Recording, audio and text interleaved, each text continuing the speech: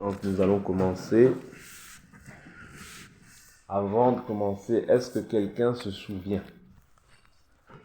Est-ce que quelqu'un peut me faire un résumé de ce que nous avons essayé de voir hier pour pouvoir avancer? Oui, je t'écoute, Kenny. Non, si tu sais pas, c'est pas grave. Si tu sais, tu partages. Si tu sais pas, il n'y a pas de mal. On n'est pas à l'école ici. On est dans un partage. Ok? Donc, est-ce que quelqu'un se souvient brièvement de ce qu'on a parlé hier? Parce que je voulais avancer, mais je sens que je dois rester encore un peu sur le jugement.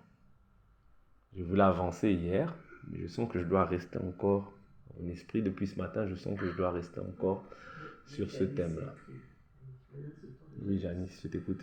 Au tout début, on avait un peu un récapitulatif de jugement. Oui. On a vu que Jésus, sur le bâton que Moïse avait fabriqué, on avait mis un serpent, ça représentait, quand vous regardez au-dessus, regardez le serpent, ça représente Jésus. Oui.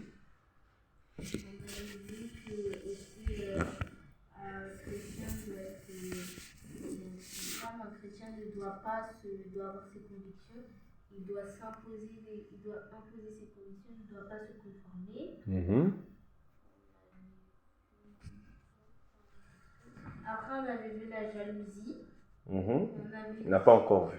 On n'a pas encore commencé. Après, on avait vu. Je pense qu'on va rester sur. On avait vu que, en fait, après, si la famille d'Acan, pourquoi la famille d'Acan est morte, on a vu que la famille d'Acan. Non, on n'a pas vu Acan.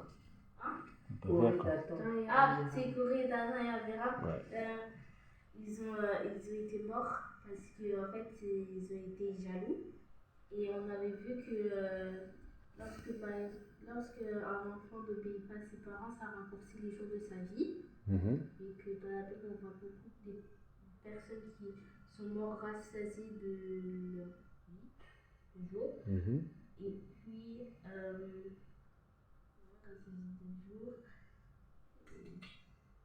on a vu qu'il faut obéir à ses parents pour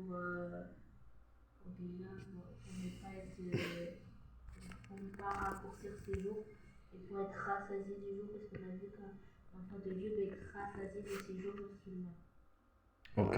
Parce que c'est vrai que c'est bien, hein? C'est bien. C'est très bien. C'est vrai qu'il y a la mort, ok? Tout le monde va mourir, hein? Nous le savons. Mais un enfant de Dieu, en réalité ne meurt pas. Vous voyez? Parce que quand tu as cru en Jésus, tu es passé de la mort à la vie.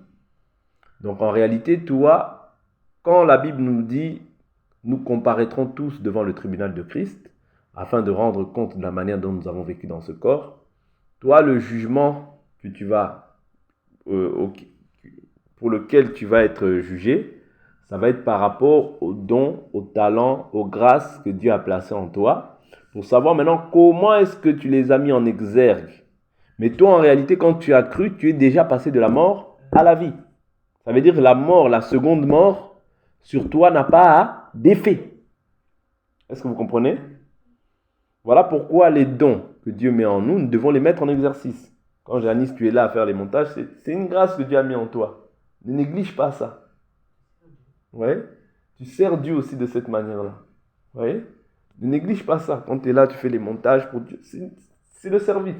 Vous savez, dans le service, chacun a une tâche à faire. Voilà. Par exemple, prenons Betsalil.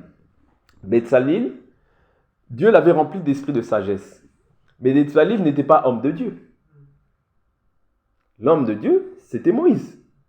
Moïse, il était comme Dieu. Vous voyez, Dieu avait dit, je te fais Dieu pour Pharaon. Vous voyez, je te fais père pour Pharaon. Donc, ici, on comprend que les dons, les talents, les grâces sont différentes. Mais ce que toi, tu sais que tu as, mets-le en exergue. Vous voyez? Moi, maintenant, dans ces choses-là, montage, c'est Janice. Parce que je sais que maintenant, tu as la grâce de savoir faire ces choses. Vous voyez? Et je bénis Dieu pour ça, parce que je sais que quand tu as quelque chose, un don, une grâce, un talent, Dieu va ajouter encore. Plus tu vas exercer, plus Dieu va ajouter encore.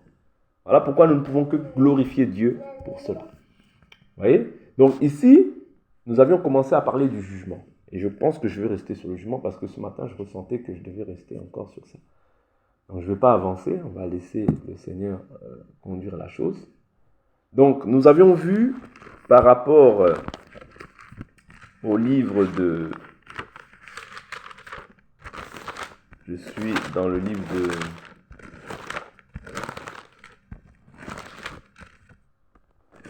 Nombre, je crois.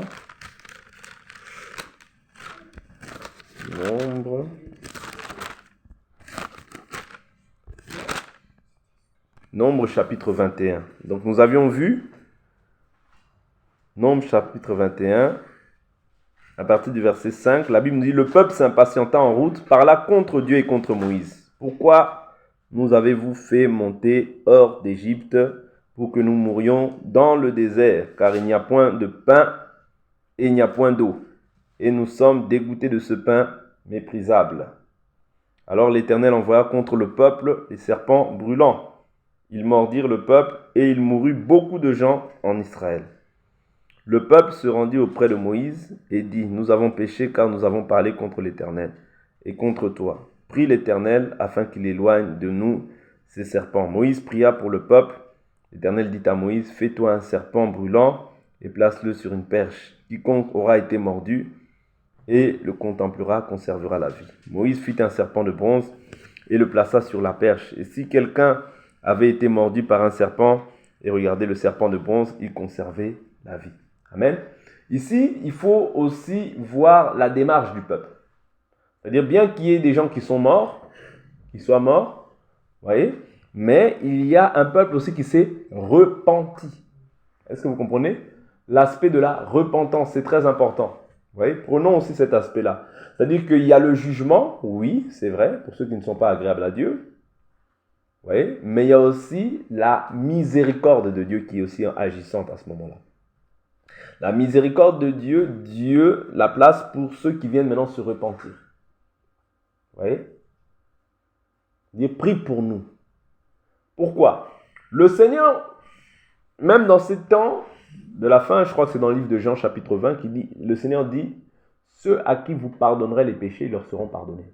Ceux à qui vous les retiendrez, leur seront retenus. C'est-à-dire que le ministre a la capacité de prier afin que tes péchés soient pardonnés. Il a aussi la capacité de retenir tes péchés. Ça, c'est un pouvoir que Dieu a donné au ministre. Parce que le ministre, c'est le représentant de Dieu sur la terre. Est-ce que vous comprenez? Il représente Dieu sur la terre. En fait, quand je dis le ministre, c'est le ministère. Mais le ministre, c'est-à-dire il prend un individu dans lequel il va communiquer la pensée. Mais le ministère, c'est Dieu. Mais le ministre, c'est un individu que Dieu prend pour pouvoir lui remplir de la sagesse afin qu'il puisse instruire le peuple. Est-ce que vous comprenez? Maintenant, le ministre, la Bible nous dit que c'est auprès du ministre qu'on écoute, c'est auprès du sacrificateur qu'on écoute la loi. Vous voyez, ça c'est le livre de Malachie. Maintenant, ici, nous voyons que le peuple, quand ils ont compris qu'ils ont péché, qu'est-ce qu'ils ont fait? Ils ont dit, ah, nous avons péché, prie pour nous. L'aspect de la repentance est très important. Dans la marche, il faut comprendre que la repentance, vous voyez, c'est un acte que Dieu agrée. Vous voyez? C'est un acte que Dieu agrée. Souvent, aujourd'hui, on ne voit plus cet aspect-là chez les gens. C'est-à-dire, les gens, simplement, ils se repentent des lèvres, mais ils ne viennent pas voir la personne qu'ils ont offensée pour demander pardon. C'est-à-dire simplement, je me repens, Seigneur, pardonne-moi. Seigneur, pardonne-moi. Mais tu as offensé une personne, tu dois aussi aller voir la personne que tu as offensée pour lui demander pardon. Parce que généralement, quand nous arrive un malheur ou quelque chose, c'est parce que nous avons ouvert une porte. Parce que nous avons laissé le péché, en fait, se manifester dans nos vies. Nous avons laissé l'avantage, en réalité, au diable. Parce que quand tu laisses un péché, ça peut être la médisance, ça peut être la calomnie, ça peut être les grossièretés, toutes ces choses-là. Tu laisses l'avantage au diable. Et quand le diable voit une porte, il vient, il se sert. Vous voyez? Il vient, il se sert. Parce que le jugement, c'est Dieu qui l'envoie. Mais en réalité, quand par exemple, le mal arrive dans la vie d'une personne, c'est le diable qui le fait. Vous voyez? Vous voyez? Donc, généralement, le malheur peut t'arriver parce que tu as ouvert une porte. Ici, qu'est-ce qui a fait que le mal puisse leur arriver? Parce qu'ils ont déjà mépris, ils ont critiqué Dieu et ils ont critiqué aussi Moïse. Et ils ont critiqué le pain que Dieu leur donnait, la nourriture que Dieu leur donnait chaque jour. Alors Dieu envoya les serpents brûlants. Vous voyez? Ça veut dire le péché, les murmures, les calomnies, toutes ces choses-là ouvrent des portes.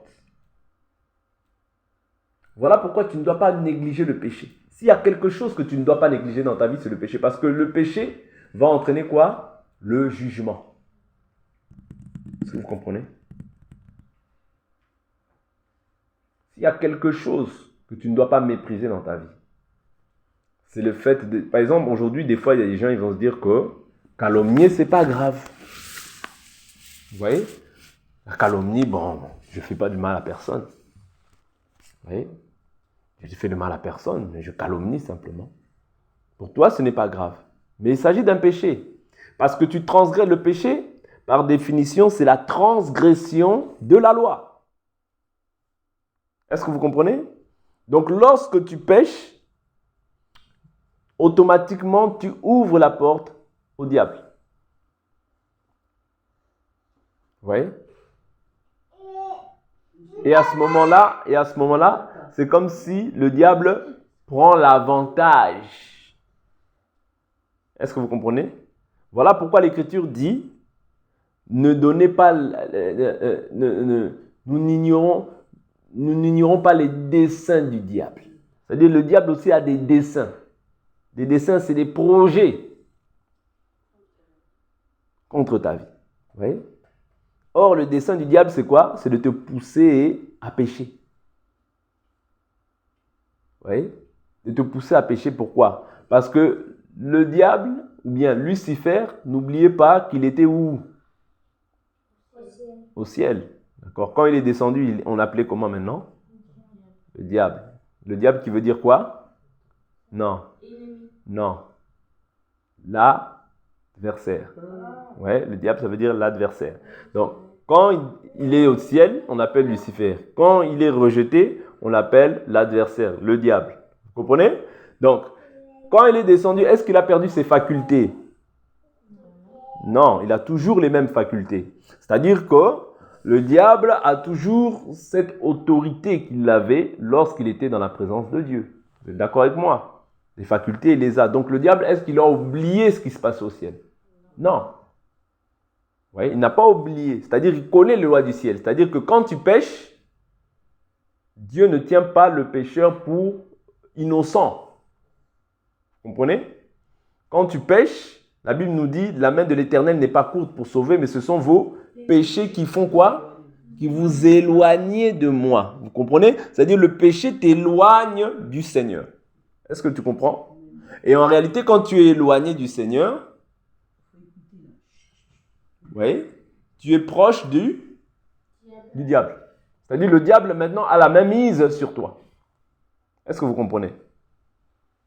Est-ce que vous comprenez, oui ou non? Vous voyez? C'est-à-dire le fait que tu n'es pas dans la présence du Seigneur, que tu es éloigné du Seigneur, tu es dans le péché, ça veut dire que maintenant tu as quelque chose en toi qui appartient au diable. Est-ce que vous comprenez?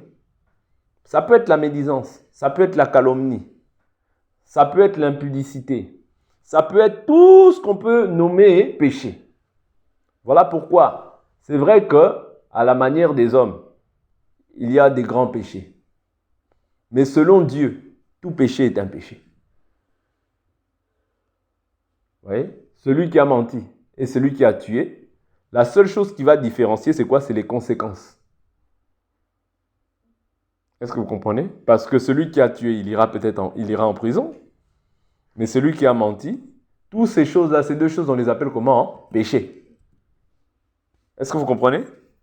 Voilà pourquoi nous, étant des enfants de Dieu, nous devons faire un effort, traiter durement cette chair, afin de ne pas laisser l'avantage à l'adversaire. Parce qu'en laissant l'avantage à l'adversaire, c'est un jugement qui s'élève dans ta vie. N'oublie jamais ça. Et maintenant, le jugement ici, c'était quoi? Les serpents brûlants. Pour ceux qui n'étaient pas agréables, ils ont été mordus, ils sont morts. Pour ceux qui se sont repentis, Dieu a dit à Moïse d'élever le serpent. Et lorsqu'ils ont fixé les regards sur le serpent, ils ont reçu la vie. Et nous avions expliqué que ce serpent-là, Jésus vient nous dire dans le livre de Jean chapitre 3, « Et comme Moïse éleva le serpent dans le désert, il faut aussi que le Fils de l'homme soit élevé, afin que quiconque croit en lui ne périsse pas, mais qu'il ait la vie éternelle. » Ça veut dire autrement, celui qui ne fixe pas les regards vers Jésus, celui qui ne croit pas, n'aura pas la vie et lui reste sous la condamnation, sous le jugement. C'est-à-dire, qu'est-ce qui était arrivé à Israël? Ceux qui n'ont pas refixé les regards, ils sont morts. C'est ce qui arrivera aussi dans les temps dans lesquels nous sommes. Ceux qui ne fixeront pas les regards vers Jésus qui est le véritable serpent de bronze, mourront. Voilà pourquoi nous, aujourd'hui, qui avons la possibilité d'entendre ces partages, nous devons réformer nos voix. Est-ce que vous comprenez? C'est très important parce que si nous ne réformons pas nos voix, le jugement est notre partage. En fait, ce que nous devons comprendre, nous naissons dans le jugement. Tu viens au monde, tu n'as fait ni bien ni mal, mais tu es déjà jugé. Est-ce que vous comprenez? Tu n'as fait ni bien ni mal, mais tu es déjà jugé. C'est-à-dire, la semence de la condamnation est déjà sur ta tête. C'est comme si tu avais une épée au-dessus de ta tête. Est-ce que vous comprenez? Parce que la Bible nous dit, puisque un seul a péché, tous ont péché et sont privés de la gloire de Dieu. Mais ils sont gratuitement justifiés. Justifiés, autrement dit, pardonnés. Autrement dit, agréé de Dieu par le Fils. Ça veut dire que quand tu fixes tes regards vers le Fils, tu es agréé par Dieu. Mais tant que tu ne fixes pas tes regards sur le Fils, même si tu es une personne qu'on n'a jamais vue voler, même si tu es une personne qu'on n'a jamais vue tromper, même si tu es une personne qui n'a jamais fait du mal et qui marche à la manière des hommes comme un moine bouddhiste, mais nous croyons que tu es un païen et un pécheur. Parce que n'oubliez pas que le péché n'est pas simplement ce qui est visible. Non, oubliez ça. Il y a ce qui est invisible. Ta pensée peut être souillée. Tu peux être rempli du désir de faire le mal. Et ça attirera la colère de Dieu sur ta vie parce que déjà, vu que tu n'as pas cru au Fils, la colère de Dieu demeure sur toi. Est-ce que vous comprenez? Même quelqu'un qui n'a jamais volé, même quelqu'un qui dit « mais moi je ne fais pas de mal, pourquoi j'irai en enfer ?» Oui, tu iras parce que tu as refusé en fait de croire que Dieu est vivant. Parce que nous, quand nous acceptons Jésus, nous attestons que Dieu est vivant. C'est ça la différence. Ah mais est-ce que toi tu es parfait? Oui. Ah mais est-ce que toi tu es saint? Oui. Parce que je ne suis pas saint parce que par moi-même, mais parce que j'ai le Fils et c'est lui qui me sanctifie. Je suis déclaré juste par ce moyen-là parce que par ce moyen-là, j'atteste que Dieu est vivant. Mais quand je n'accepte pas le Fils, je fais de Dieu comment? Un menteur. Or, la Bible nous dit que tout homme soit reconnu pour menteur, Dieu seul soit reconnu pour vrai. Ça veut dire que quand toi tu n'acceptes pas le Fils, tu dis Dieu en fait tu es un menteur, tu n'existes pas. C'est ça le jugement pour ceux qui n'ont pas cru. Est-ce qu'on a dit qu'actuellement je suis parfait, que je n'ai pas de faute? C'est faux. Je peux avoir des erreurs. On peut me voir dans l'erreur. Mais est-ce que ça ne fait pas de moi, est-ce que ça fait cela de moi un pécheur? Non. Je ne suis pas un pécheur. Je suis un saint. C'est ça ma nouvelle identité. Vous comprenez? Parce que je ne suis pas saint par moi-même, mais je suis saint parce que le Fils est en moi et qu'il me sanctifie jour après jour. Est-ce que vous comprenez? C'est ça l'œuvre de la justification. Tu es déclaré juste par la foi en Christ Jésus. Tu es déclaré saint. Tu n'es plus un pécheur. La condamnation n'est plus ton partage. Essaye de le prendre. Est-ce que vous comprenez? Mais si il s'avère que tu ne demeures plus dans la parole, si il s'avère que tu t'éloignes du Seigneur, sache que l'adversaire, le diable, il fait quoi? Il rôde tout autour de nous cherchant qui dévorer. Le jour où tu sortiras de la parole, c'est le jour où le diable va comment dire, va t'acclamer, va t'embrasser. Parce que ta sécurité, elle est sous l'abri du très haut. Parce que la Bible nous dit, celui qui repose à l'abri du très haut, celui qui demeure à l'abri du très haut repose à l'ombre du Tout-Puissant. Or, l'ombre du Tout-Puissant, c'est quoi? C'est le Saint-Esprit. Souvenez-vous, lorsque Marie, qu'est-ce qui s'était passé? Elle a dit, l'ombre du Tout-Puissant te couvrira. Vous voyez? Or, l'ombre du Tout-Puissant, c'est le Saint-Esprit. Est-ce que vous comprenez? Donc, quand tu demeures à l'abri du Très-Haut, tu es en sécurité. Voilà pourquoi nous n'avons pas d'autre objectif que de fixer nos regards sur Jésus et sur Jésus seul. Tu t'éloignes de Jésus, le diable t'attend.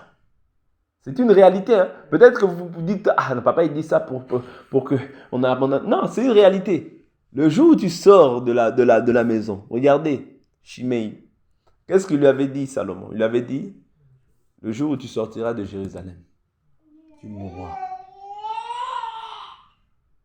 Ah, son serviteur est parti. Ah, lui aussi, il avait oublié. Après un certain temps, Shimei, il va chercher son serviteur. On lui fait on va rappeler au roi. Roi! Parce que quand tu fais le mal, il y aura toujours quelqu'un qui viendra te signaler. Un tel est tombé au combat. Un tel a fait ceci. Roi! Shimei est sorti. Ah bon? D'accord.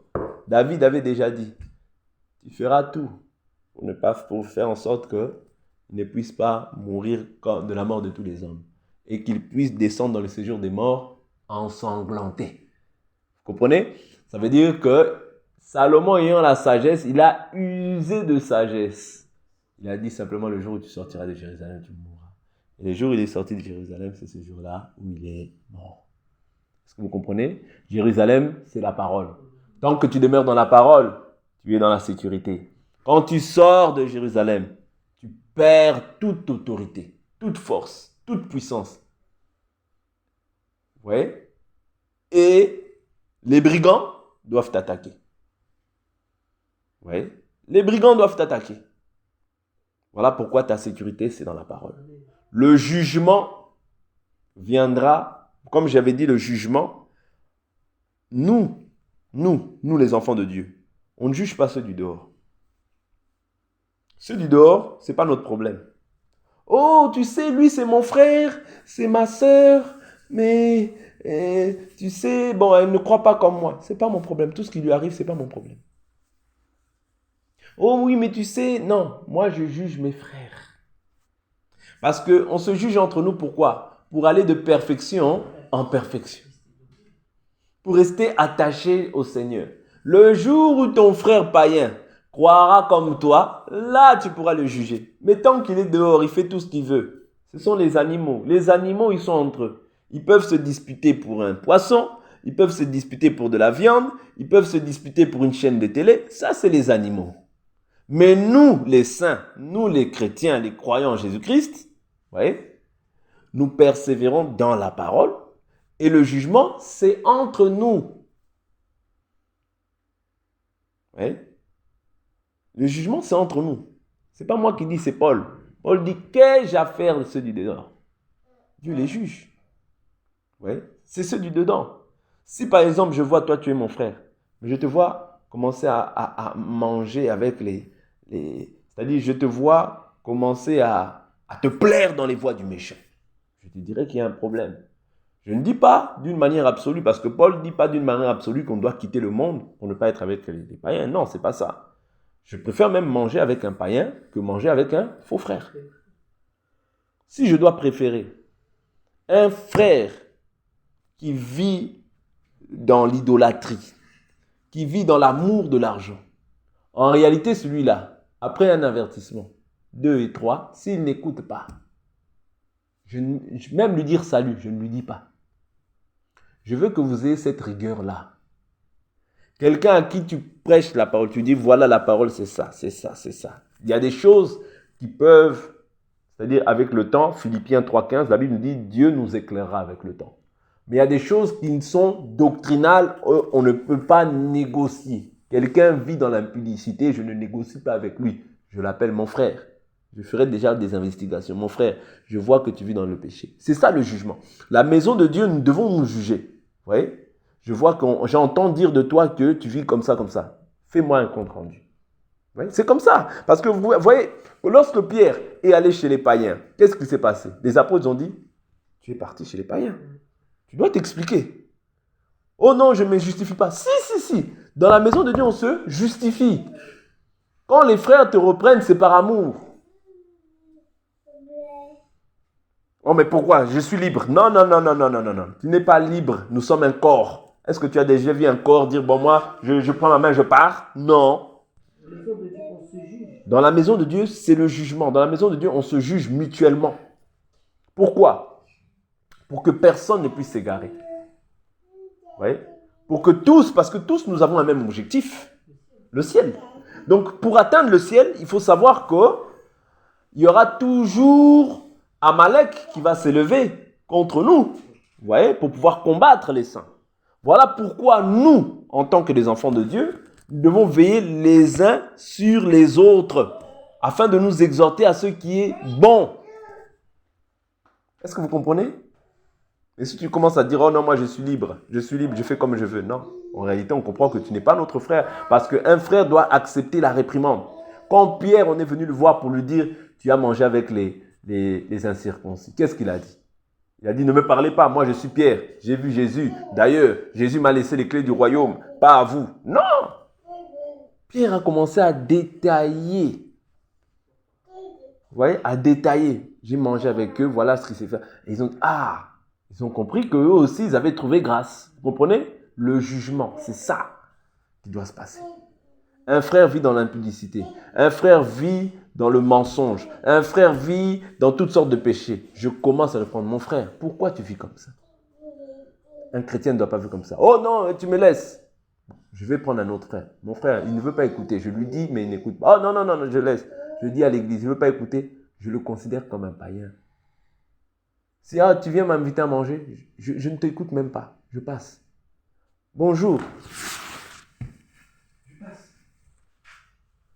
C'est pas moi, c'est la Bible. La Bible nous dit, ne le saluez même pas. Est-ce que vous comprenez? Oh, mais papa, quand même, c'est mon frère, hein. C'est quand même mon frère. Même, c'est mon frère dans la foi, et c'est quand même mon frère comme ça dans la chair. Ne le salue pas. Oh, il fait un mariage, mais il fait son mariage, papa, je ne peux pas aller. N'y va pas. Mets Dieu en avant. Mais même son mariage, j'y vais pas. N'y va pas. Dieu a dit ne le saluez pas, ne le fréquentez pas, afin qu'il en ait la honte. Est-ce que vous comprenez? C'est dur, hein, la parole de Dieu. C'est dur. Hein? Oui.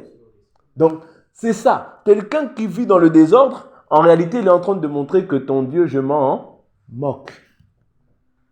Mais maintenant, toi qui veux honorer le nom de ton Dieu, pourquoi tu vas t'associer avec des gens comme ça? Regardez ce que dit... j'aime beaucoup cette écriture. Je prends une écriture, rapidement. Aimes-tu ceux qui haïssent l'Éternel?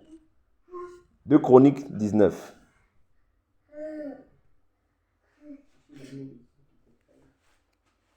2 Chroniques 19, verset 1. Josaphat, roi de Juda, revint en paix dans sa maison à Jérusalem. Jéhu, fils du voyant Anani, sortit au-devant de lui. Il dit, ô roi Josaphat, doit-on secourir le méchant? Et aimes-tu ceux qui haïssent l'Éternel? À cause de cela, l'Éternel est indigné contre toi. Mais il s'est trouvé de bonnes choses en toi, car tu as balayé du pays les poteaux d'Achéra et tu as appliqué ton cœur à rechercher Dieu. Vous comprenez? Ça veut dire que quand quelqu'un est l'Éternel, je ne peux pas m'allier avec lui. Parce que ses voies sont en horreur à l'Éternel. Je ne peux pas lui dire salut. Mais avec un païen, je peux manger. Il n'y a pas de souci. Avec même un païen, je peux manger, on peut discuter, on peut même rigoler. Mais avec un faux frère, pas de discussion. S'il marche mal, pas de discussion jusqu'à ce qu'il se repente. Quand il va se repentir, il va revenir sur la bonne voie. Là, on l'embrasse.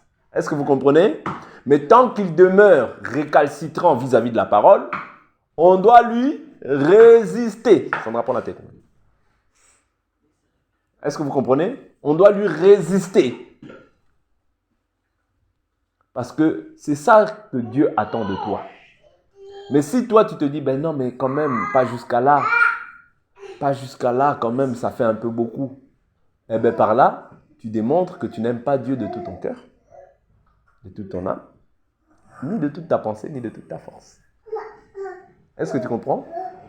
Tu n'es pas jaloux de la parole de Dieu. Or, tu dois être jaloux de la parole de Dieu parce que c'est par ton comportement que la personne va comprendre que, ah, j'ai mal agi. Si même ma soeur ou si même mon frère dans la chair ne veut même pas venir, même à mon mariage, j'ai eu un enfant, il ne vient pas. Ah, vraiment, il est méchant jusqu'à ce point-là. Oui, il ne vient pas. Pas de relation. Ça veut dire que je dois revenir sur le bon chemin. Vous voyez? Dieu va lui parler en ce moment-là pour qu'il puisse revenir. Mais toi, n'aime pas plus que Dieu. Tu ne peux pas aimer plus que Dieu. Parce que c'est Dieu même qui préserve la personne en vie. Je vous dis toujours, si on te dit de me donner le souffle de vie pendant 1 heure, tu vas te fatiguer, tu vas dire, ah, qui meurt seulement. Donc n'aime pas, ne fais pas comme si tu aimais plus quelqu'un que Dieu. Non, tu ne peux pas aimer plus que Dieu. Appliquons la règle, parce que c'est comme dans la règle qu'on va gagner la personne. Quand la personne va se sentir isolée, éloignée, il reviendra à son bon sens.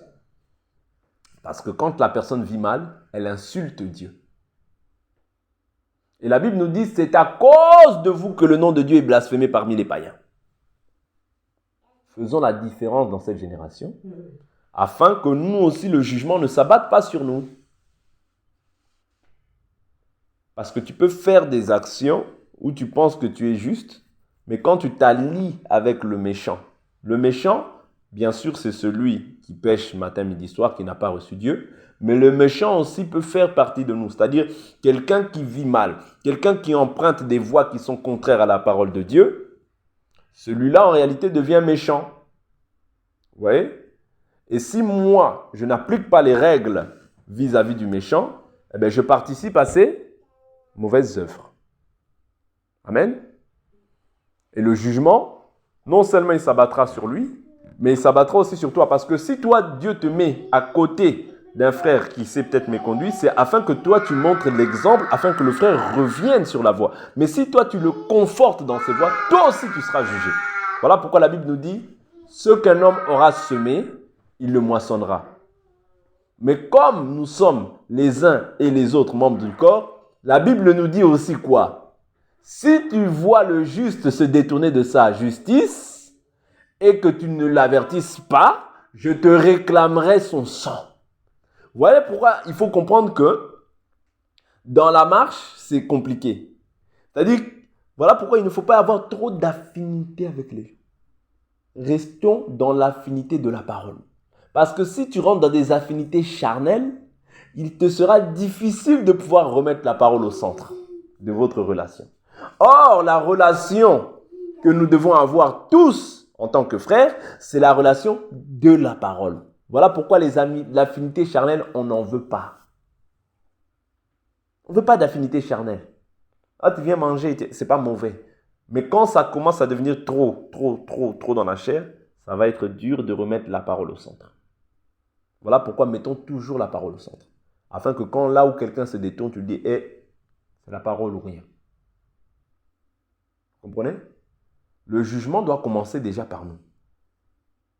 Si entre nous, nous n'arrivons pas déjà à établir ce jugement, ça va être difficile par la suite. Est-ce que vous comprenez? Le jugement doit d'abord commencer dans notre comportement, dans notre manière d'agir, dans notre manière de faire. C'est là que Dieu est glorifié.